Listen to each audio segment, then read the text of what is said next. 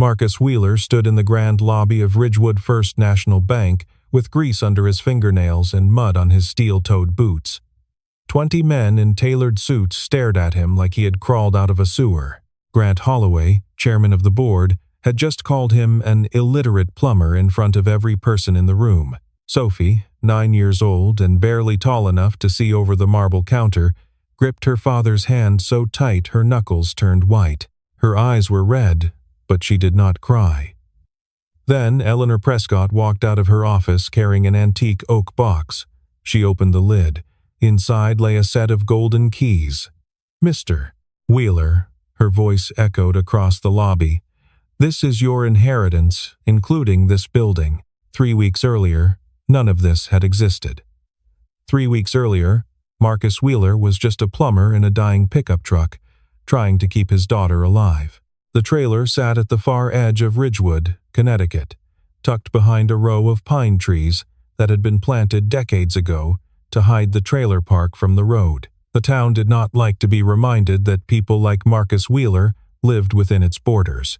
Ridgewood was old-money colonial homes with stone walls, private tennis courts, wine cellars carved into hillsides, the kind of place where people said summer as a verb and hired someone else to shovel their snow.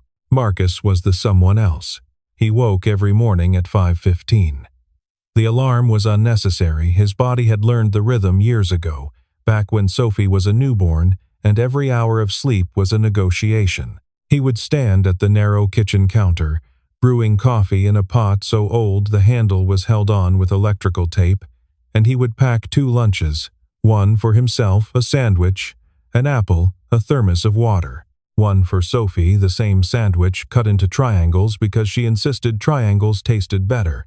He never argued with that logic. He liked that she believed in small magic. By 6:30, they were on the road. Sophie rode shotgun in his pickup truck, a 1994 Ford that rattled over every pothole like it was personally offended by the asphalt. She would read aloud from whatever library book she was devouring that week, while Marcus navigated the winding roads into the wealthy part of town. He loved listening to her read. Her voice was clear and certain in a way his had never been. He dropped her at Ridgewood Elementary, the only public school in the district. Most families in town sent their children to Thornfield Academy or one of the other private institutions that dotted the Connecticut countryside like cathedrals to ambition. The public school was an afterthought, underfunded, understaffed, and populated mostly by the children of landscapers, housekeepers, and plumbers. Children like Sophie. That afternoon, Marcus arrived at pickup time and found her sitting alone on a stone bench near the parking lot. Her backpack was on the ground beside her.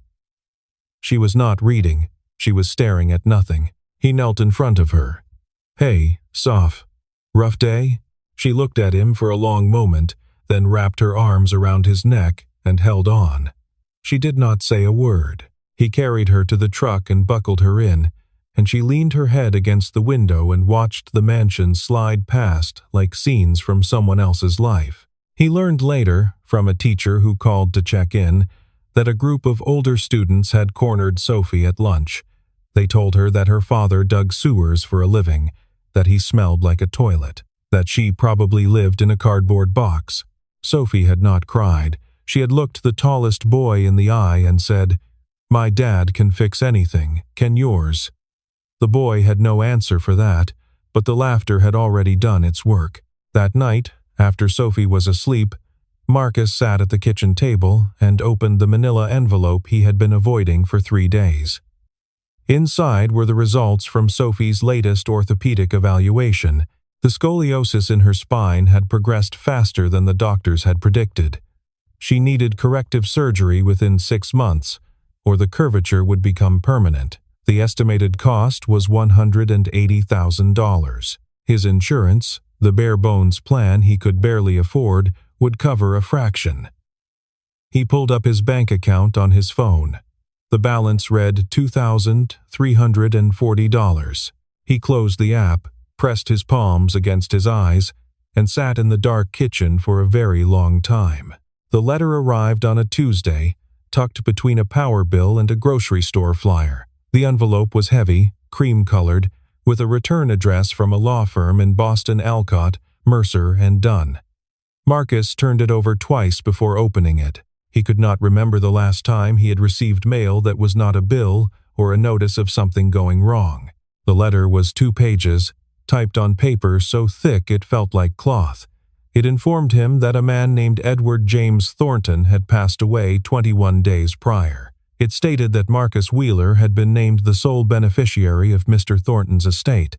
It instructed him to present himself at Ridgewood First National Bank to initiate the inheritance process, and requested that he bring valid identification and proof of residence. The letter was signed by a woman named Catherine Alcott, Esquire, and included a phone number for questions. Marcus read it 3 times. He had never heard the name Edward James Thornton. He had no wealthy relatives. His mother had worked as a waitress for 30 years. The man he had called his father until he was 5, the man who had walked out one morning and never returned, had been a mechanic with a drinking problem. There was no one in Marcus's bloodline who had ever owned anything worth inheriting. He almost threw the letter away. He was sure it was a scam, one of those elaborate schemes designed to extract fees from desperate people. But something in the formality of the language, the weight of the paper, the specificity of the details, it nagged at him. So that night, after Sophie had fallen asleep over her math homework and he had carried her to bed, Marcus picked up his phone and called the one person who might have answers. His mother lived in a nursing home in Hartford. She was 71. Some days she recognized him.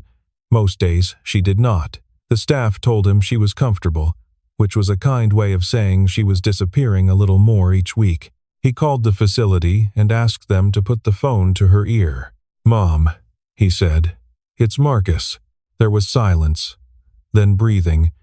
Then, in a voice so faint he had to press the phone hard against his ear, she spoke. "Eddie," she whispered. "Eddie loved me, but his family, they wouldn't allow it. They said I wasn't enough. He wanted to stay, Marcus. He wanted to stay." Marcus gripped the edge of the kitchen counter. "Mom, who is Eddie?" "Your father," she said, and for a single, crystalline moment her voice was clear and steady and completely present. "Edward. He was your father, not the other one. Edward."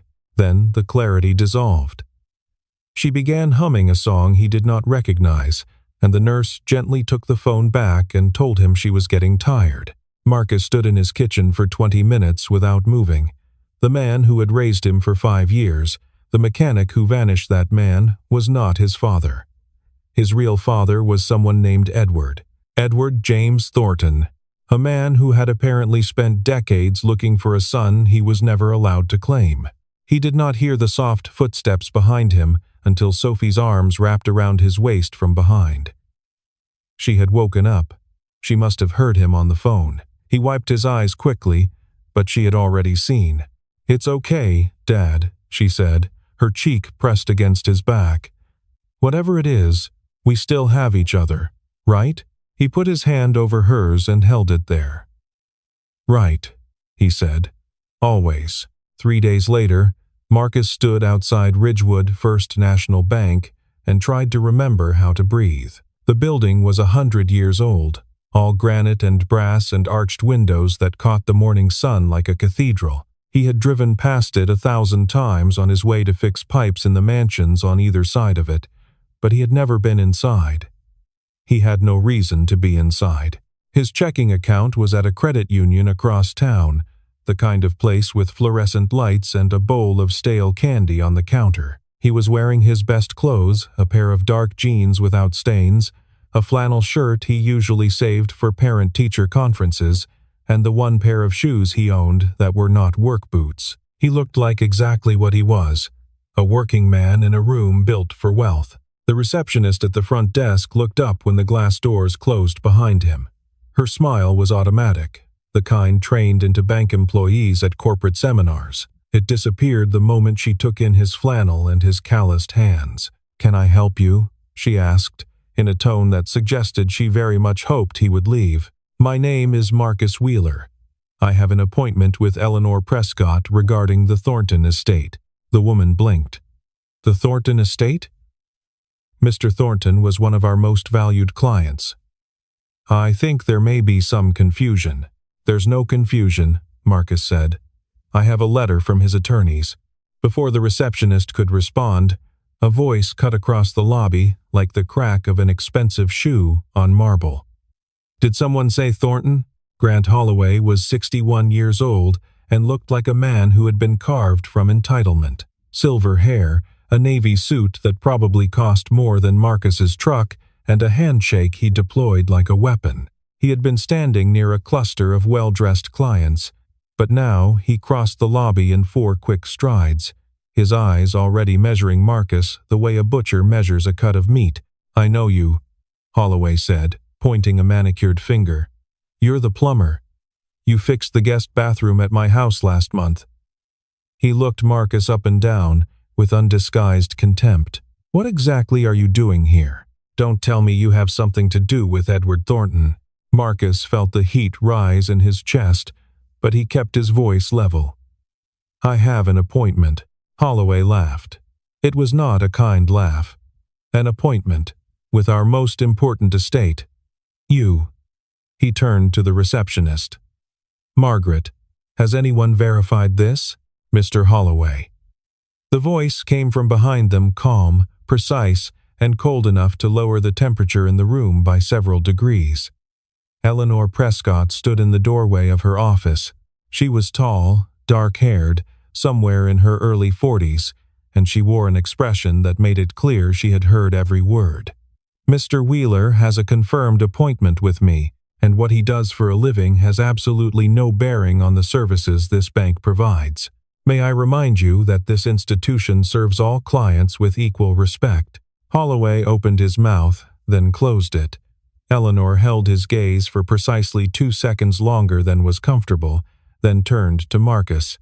Mr. Wheeler, please come in. She led him into her office and closed the heavy oak door behind them. The room was lined with bookshelves and smelled faintly of leather and old paper. She gestured to a chair across from her desk. I apologize for that, she said. Mr. Holloway is the chairman of our board. He is not accustomed to being contradicted. I'm used to it, Marcus said quietly. People looking at me like I don't belong. Eleanor held his gaze. Then let me be direct, Mr. Wheeler. I have reviewed the documentation from Alcott, Mercer, and Dunn. You are the sole legal heir to Edward James Thornton's estate. The verification process will take 2 to 3 weeks. We'll need to confirm DNA testing and finalize the paperwork. She paused. And I should warn you, there are people in this town who will not want you to receive what is rightfully yours. Who? Marcus asked. Eleanor glanced toward the door, toward the lobby where Grant Holloway was almost certainly still standing. People with a great deal to lose. Over the next several days, Marcus did what he always did when faced with something he did not understand. He went to the library. He sat at a computer terminal in the Ridgewood Public Library, the same library where he brought Sophie every Saturday to pick out books, and he typed Edward James Thornton into the search engine. What he found made him lean back in his chair and stare at the screen for a full minute without blinking. Edward Thornton had founded Thornton Holdings in 1972. The company had grown from a single real estate investment into a sprawling enterprise that, at its peak, owned nearly half of Ridgewood the bank, the commercial center on Main Street, 3 residential developments, and hundreds of acres of undeveloped land. Thornton himself had been a private man. He never married. He had no children, at least none that anyone knew about. In his later years, he had become something of a recluse, retreating to a stone estate on the northern edge of town that locals referred to as the Thornton House, though none of them had been inside it in decades. He had died at 83, alone in that house, with a will that his attorneys had kept sealed until the funeral was over. Marcus scrolled through old newspaper articles and business filings. He found a photograph from 1985 Thornton at a charity gala, young and sharp-jawed, with pale blue eyes that looked eerily familiar. Marcus stared at those eyes for a long time. Then he looked at his own reflection in the dark border of the monitor screen, and he understood what he was seeing. 2 days later, Eleanor called him into the bank after hours. The lobby was empty. She led him to a small conference room and closed the door. "There's something I need to tell you," she said, "and I should have told you sooner." She folded her hands on the table. "My full name is Eleanor Thornton Prescott. Edward Thornton was my grandfather." Marcus felt the room tilt slightly. "Your grandfather? He was my mother's father. My mother was his niece. She was raised by his brother's family after her parents died.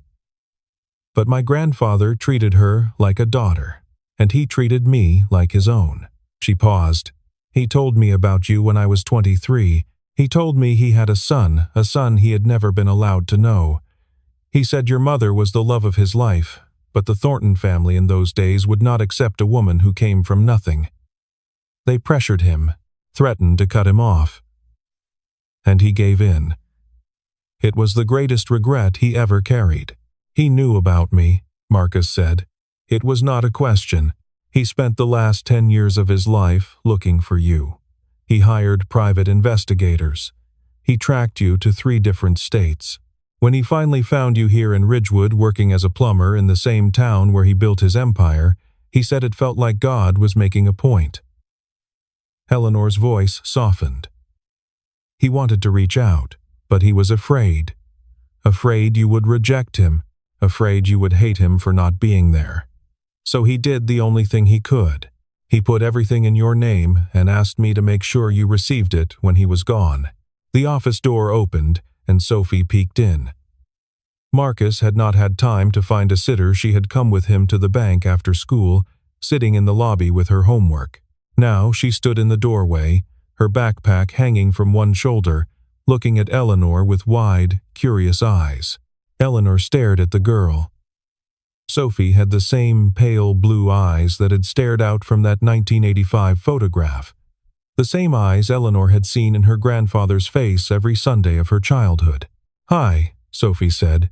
"Are you the lady who was nice to my dad?" Eleanor smiled, and for the first time since Marcus had met her, the professional composure cracked just enough to reveal something raw beneath it. "I try to be," she said. Sophie walked in and sat down next to her father. She looked at Eleanor with the frank, unguarded honesty that only children possess.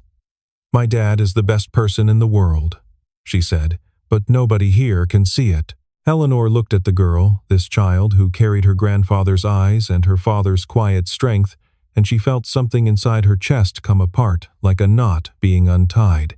Grant Holloway discovered the truth about Marcus Wheeler's inheritance on a Thursday afternoon, and by Friday morning, he had declared war.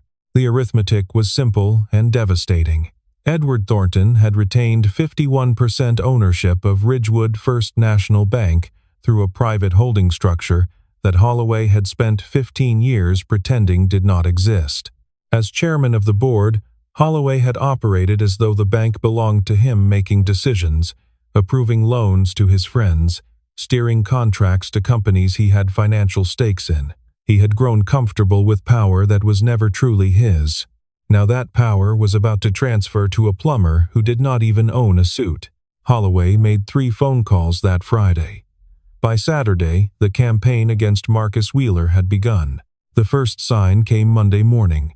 Marcus showed up at the Davenport estate on Elm Hill Road for a scheduled pipe repair and found the gate locked.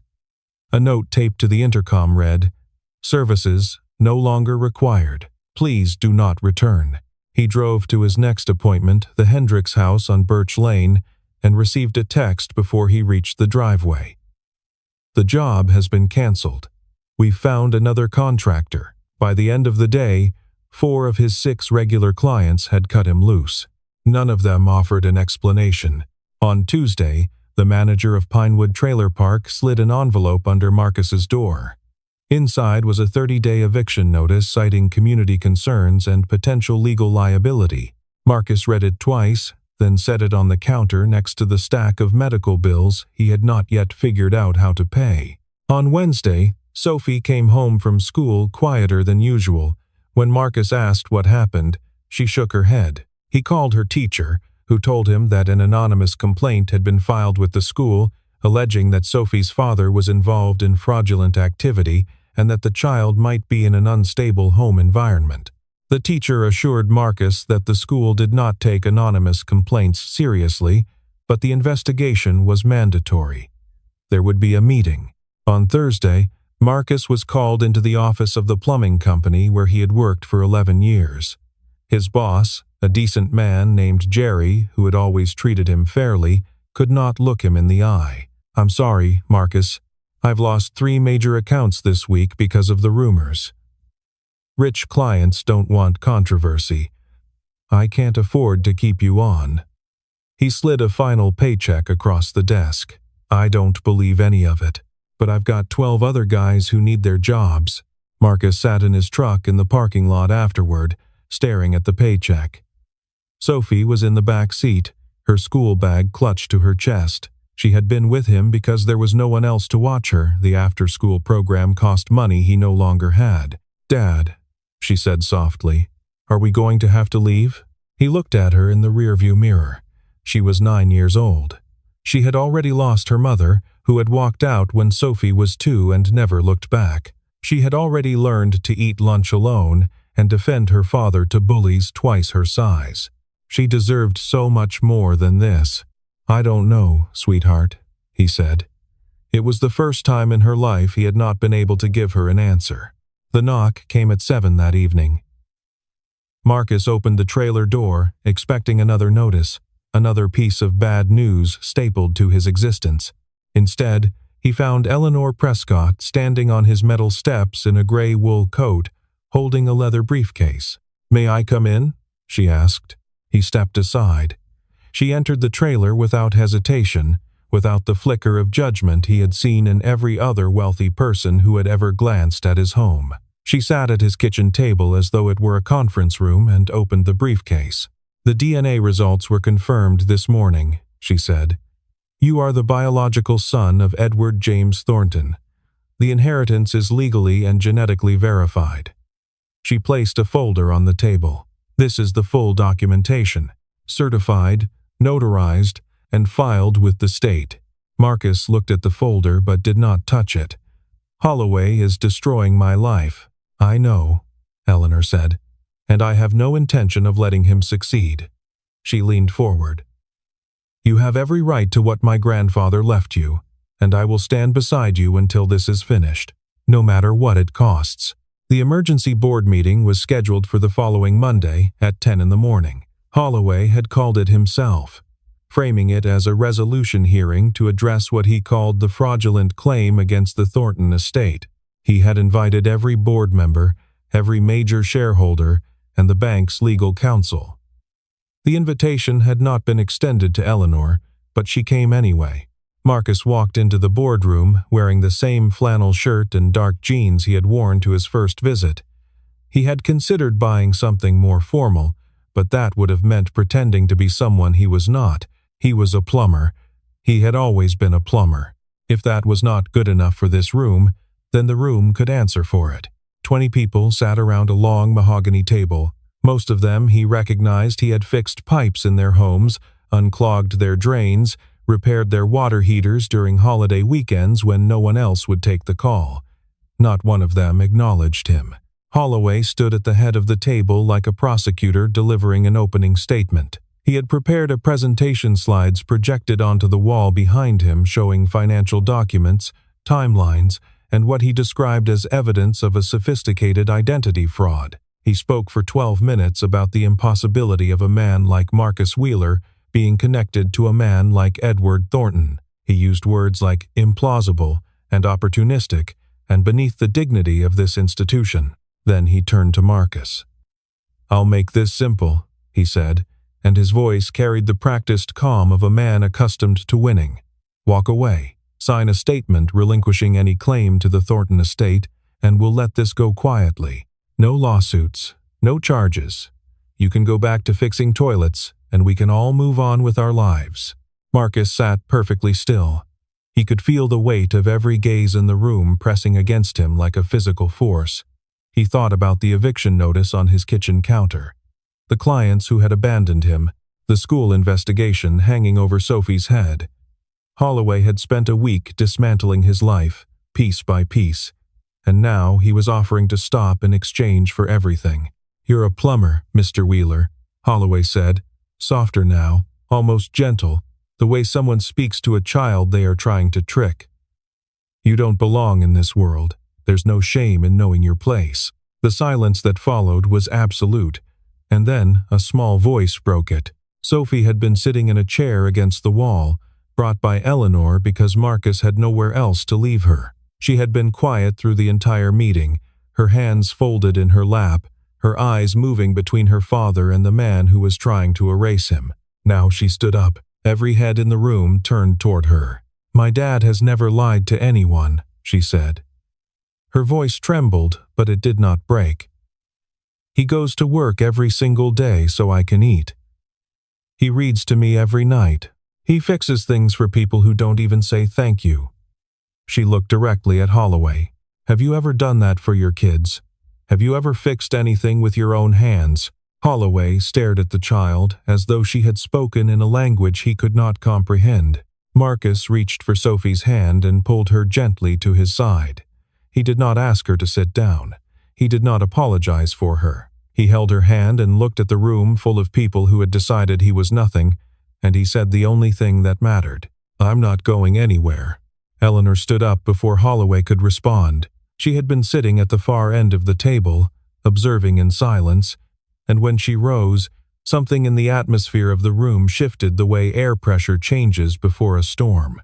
"Mr. Holloway," she said, and her voice carried the quiet authority of someone who has been waiting patiently for exactly this moment. "You've presented your evidence. Now I'll present mine." She opened her briefcase and placed 3 documents on the table. The first was a DNA analysis from an independent laboratory in New York, confirming with 99.9% certainty that Marcus Wheeler was the biological son of Edward James Thornton. The second was the original last will and testament of Edward Thornton, notarized, witnessed by 2 attorneys from Alcott, Mercer, and Dunn, and filed with the Connecticut Probate Court. The third was a sealed USB drive. "This," Eleanor said, holding up the drive, "is a video recorded by my grandfather 6 months before his death. He recorded it specifically for this moment, for the day when Marcus would come to claim his inheritance and someone would try to stop him."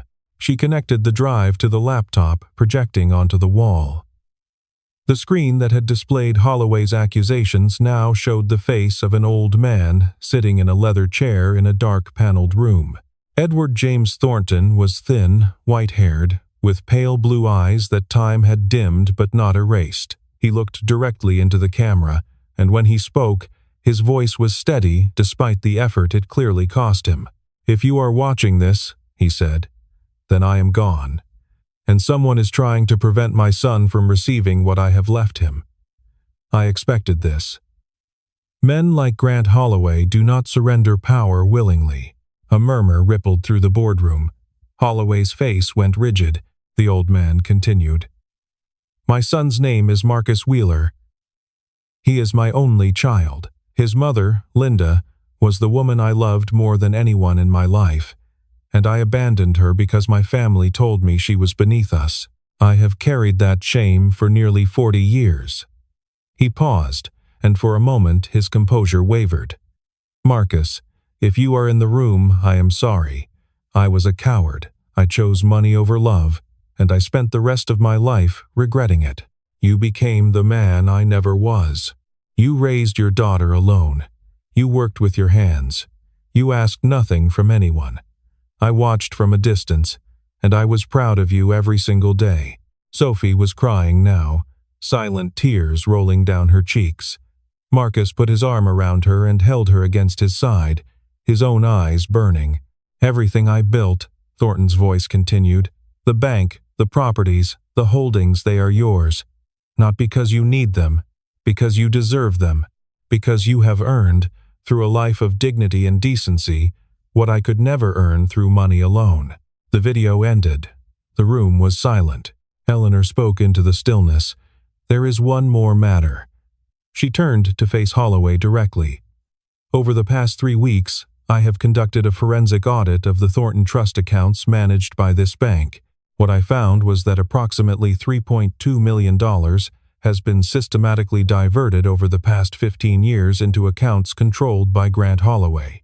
Fictitious consulting fees, inflated service charges, unauthorized transfers. She placed a thick binder on the table. This is the complete audit trail. I submitted a copy to the Federal Bureau of Investigation 4 days ago. The boardroom door opened. 2 men in dark suits stepped inside. They were not bankers. Holloway's face drained of color. He looked from Eleanor to the federal agents to the binder on the table. And for the first time since Marcus had known him, the chairman of the board had nothing to say. One of the agents stepped forward. "Grant Holloway, we need you to come with us." The room watched in stunned silence as the man who had called Marcus Wheeler a nobody was escorted from his own boardroom. Nobody moved for a long time after Holloway was led away. The boardroom seemed to expand in his absence, as though his presence had been compressing the air. The shareholders and board members sat frozen in their leather chairs, staring at the empty doorway, at the binder on the table, at the frozen final frame of Edward Thornton's face on the projection screen. Then, slowly, the silence began to fracture. A man near the middle of the table, a silver-haired attorney named Whitfield, who had fixed his gaze on the table throughout the entire meeting, cleared his throat and stood. He walked to where Marcus sat, extended his hand, and said quietly, "I'm sorry, Mr. Wheeler. I should have spoken up sooner." Marcus shook his hand. He did not smile. He did not say it was all right, because it was not all right. But he nodded, and that was enough. Others followed. One by one, men who had watched Marcus be humiliated without lifting a finger now approached him with handshakes and murmured apologies. Marcus accepted each one with the same quiet nod. He did not rage. He did not gloat. That was not who he was. He had spent his entire life being overlooked, and he was not about to become the kind of man who demanded recognition. Eleanor waited until the procession of guilt had finished. Then she walked to her office and returned carrying the oak box, the same box from that first day, the box Marcus had not yet been allowed to open. She set it on the boardroom table in front of him and lifted the brass clasp. Inside, resting on a bed of dark velvet, lay a set of keys. They were old, heavy, made of brass that had been polished so many times the edges were smooth. Each one was tagged with a small label in handwriting that Marcus somehow knew was his father's: the bank, the house, the trust, the safety deposit box.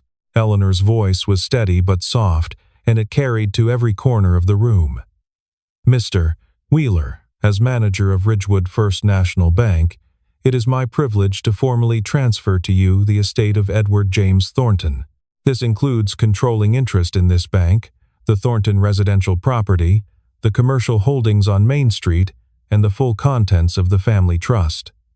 She paused. "Including this building." Marcus looked at the keys.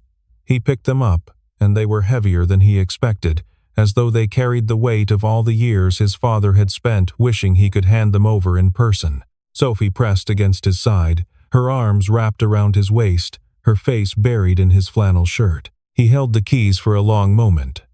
Then he looked up at the room, at the board members, at the attorneys, at the portrait of Edward Thornton that hung on the far wall, a portrait he had walked past 100 times while fixing pipes and never once connected to himself. "I'm not going to fire anyone," he said. His voice was calm, unrehearsed, and absolutely certain. "This bank has employees who depend on their paychecks to feed their families. I know what that feels like. Nobody loses their job because of what happened here today." He paused. "And I'm going to establish a scholarship fund. It'll be named after my mother, the Linda Wheeler Scholarship for children of tradespeople, laborers, and service workers. Because my father wanted me to have a better future." He looked at Sophie. "And I want that for every kid who's been told they don't belong." Sophie looked up at him with those pale blue eyes, her grandfather's eyes, and for the first time that day, she smiled. 6 months later, Marcus Wheeler still drove the same 1994 Ford pickup. He had the money to buy a fleet of new trucks, but he liked the way the old one rattled, liked the way Sophie laughed when they hit a particularly deep pothole, and the entire cab shuddered like a wet dog shaking off rain. The truck was a reminder. It told him where he had been, and it kept him honest about where he was going. Sophie's surgery had been performed in April by the best pediatric orthopedic surgeon in Connecticut. The operation took 4 hours. Marcus sat in the waiting room the entire time, unable to read, unable to eat, unable to do anything but stare at the double doors and wait. When the surgeon emerged and told him everything had gone perfectly, Marcus put his head in his hands and wept in a way he had not allowed himself to weep since the night his mother told him the truth about his father. She was recovering beautifully now. Physical therapy 3 times a week, a back brace she wore with the casual indifference of a child who had already survived worse. She still attended Ridgewood Elementary. Marcus had been offered spots at every private school in the county, and he had turned them all down. "She needs to know where she comes from," he told Eleanor. "She needs to remember what it feels like to earn things." The other children treated Sophie differently now. Not because her father was wealthy, most of them did not fully understand what had happened, but because word had traveled about the 9-year-old girl who had stood up in a boardroom full of powerful men and asked them whether they had ever fixed anything with their own hands. She had become something rare and specific in the ecosystem of childhood. Someone who was brave, not because she had nothing to lose, but because she had everything to lose and did it anyway. Eleanor came to dinner every Sunday. She and Marcus had not fallen in love. That would have been too simple, too much like a story someone made up to make the ending clean. What they had built was something different and, in its own way, more durable. They were family. She taught him how to read financial statements and manage board meetings. He taught her how to fix a leaking faucet and replace a garbage disposal. She discovered, to her genuine surprise, that she loved working with her hands, that there was something deeply satisfying about solving a physical problem with physical tools. He discovered that he was capable of understanding complex systems, that his mind had always been sharp enough for boardrooms, and that the only thing that had ever been missing was someone who believed that about him. On a Sunday evening in October, Marcus drove to the cemetery on the northern edge of town. Sophie sat beside him in the truck, holding a single white flower she had picked from the garden at the Thornton house, her house now, though she still sometimes called it the big place, as though it belonged to someone else. They stood before Edward Thornton's headstone. The granite was simple, engraved only with his name and his dates. No epitaph, no declaration. Just a man's name and the years that contained him. Marcus had rehearsed what he wanted to say a dozen times in the truck. He had prepared sentences about forgiveness and gratitude and the complexity of fatherhood. But standing there, with the autumn wind pulling at his jacket and his daughter's hand warm in his, all of those words fell away. "Thank you," he said, "for believing I was worth it." Sophie knelt and placed the flower at the base of the stone. She stayed there for a moment, her fingers resting on the cool granite, as though she were introducing herself to a grandfather she would never meet. On the drive home, she was quiet for a long time. Then she turned to him with the expression she always wore when a serious question was forming. "Dad," she said, "when I grow up, can I run the bank and also fix pipes?"